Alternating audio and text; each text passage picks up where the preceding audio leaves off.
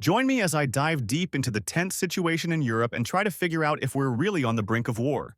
Join me as I dive deep into the tense situation in Europe and try to figure out if we're really on the brink of war.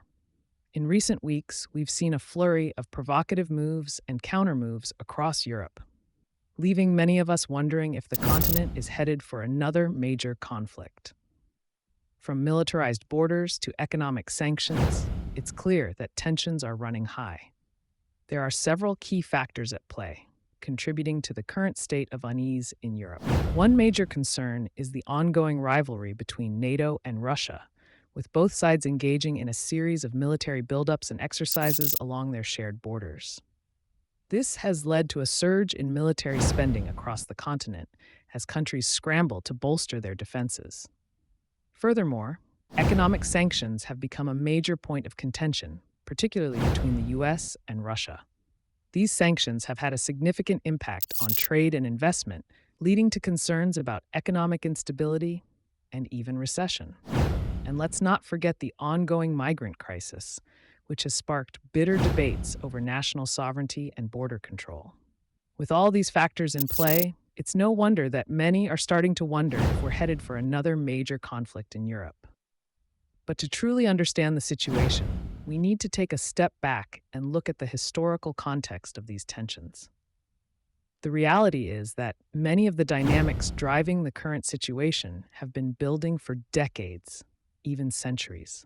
From the rise of nationalism to the lingering impacts of colonialism, there are many complex forces at work here. Take, for example, the ongoing rivalry between Russia and the West. This is a conflict that stretches back centuries, with roots in everything from the Cold War to the Orthodox Church. And then there's the legacy of colonialism, which has left many European countries struggling to come to terms with their own complex histories. When you add it all up, it's clear that the current tensions in Europe are the result of a complex interplay of historical, economic, and geopolitical factors. And yet, despite all these complexities, there are still some key players driving the agenda forward. From Russian President Vladimir Putin to NATO Secretary General Jens Stoltenberg, there are many individuals and organizations playing a major role in shaping the course of events. One event that could potentially escalate the situation is the upcoming Russian military exercise, scheduled to take place along the border with Belarus.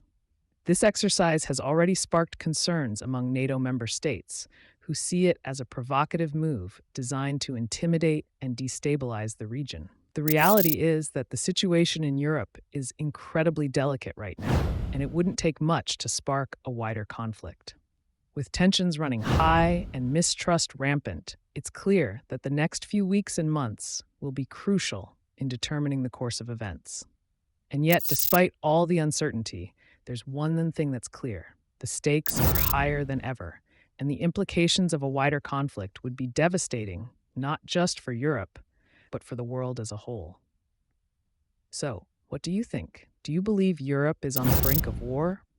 Let me know in the comments below. And if you want to learn more about the complex geopolitics driving the situation, be sure to check out my other video on the rise of nationalism in Europe.